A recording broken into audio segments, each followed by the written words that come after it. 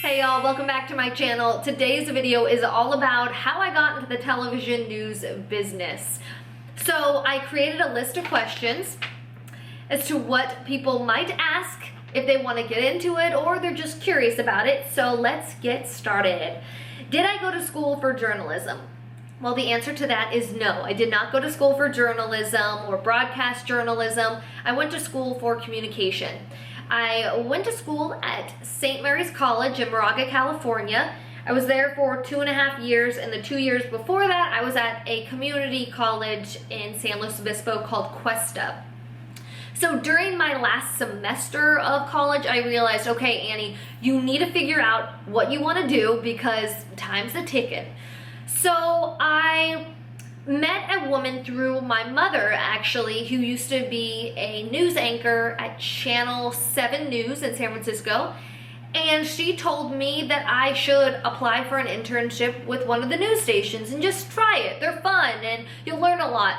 So I said, okay, I have nothing to lose.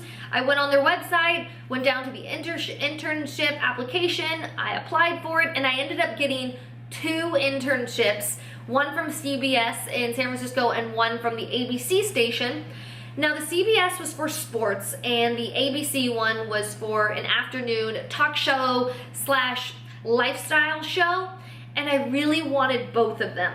So I knew I had to choose, but I ended up not being able to, so I did both of them. Luckily, they were on different days, but I was in the city taking BART in and out 5 days a week, and it was the best decision I've made.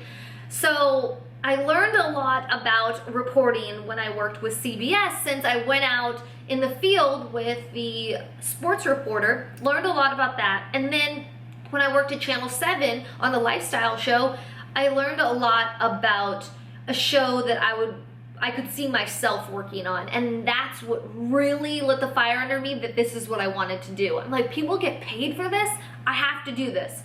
So I figured out how to get a job, and that was through creating a resume that was solely based upon broadcasting and communication and journalism, and kind of formatting it that way so that I could get a job. And then on top of that, someone said that you need to make a demo tape, meaning you have to do stand-ups of you pretending to report. So I got a camera and I recorded myself, cut it all together, and I sent those out. I posted it to YouTube. Yeah, I posted it to YouTube, and it caught the eye of a news director in Michigan. And that gets to my next question: where have I worked? Well, I've worked in Alpena, Michigan, which is like Market 203 or something, and that's where I learned probably the most of my skills. It was basically college for me all over again, and I anchored, I reported, I edited, I produced the show, I was the photographer, I did it all. And that's what really honed my skills for me to get to my next job and feel comfortable. And my next job, when I put a demo tape on YouTube, I actually got a phone call from a news director in Texas at their #1 station. He hired me right off the bat on the phone. I didn't even have to fly there or anything, and I ended up getting the job. So I moved to Texas, and that was also one of the best decisions I've ever made. I will forever love that state. 2 years, a little over 2 years I was there. Loved everyone I worked with, fell even more in love with the job. It just gave me so much happiness working for that station. And then I went and put my YouTube video, or put a demo tape on YouTube again for all my work that I did in Lubbock. And I didn't apply for the job I'm at now, which is in Charleston, South Carolina. The news director found me, and I decided, okay, this is my last time I am taking a job away from home, and then I'm moving closer to home. So now that I'm here, I've been here for over a year, and I've met a lot of great people, and yeah, so I have another year left, and then hopefully move closer to home, maybe Sacramento or something. My next question is, what has this taught me? What has this job taught me? Well, it's taught me a lot. Growth, I never thought I would find in this job, but I have learned so much about myself. I've grown so much as a person outside of work. Moving away from my family was the hardest thing about this whole entire career choice. I thought I could never live without my family, breathe without my family, and that was the best thing that happened to me, was being able to move away and learn how to be an independent woman. So yes, that is the most important thing that this has taught me, is that I can do this all on my own. And the good and the bad about this job, well, the good is that it's new every single day. You never get bored. You're on a new story every day, and it really helps you kind of think on your feet. And yeah, I don't know what to say. It's just so much fun every day to know that you're doing something different.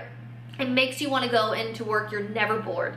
The bad thing is actually a pro and a con. You meet new people, which is always the best, whether it's through work or at work, but then that can also be a con, because you're working with people from all over the United States who come from different backgrounds and might not do things the same way you do them, talk to people the same way.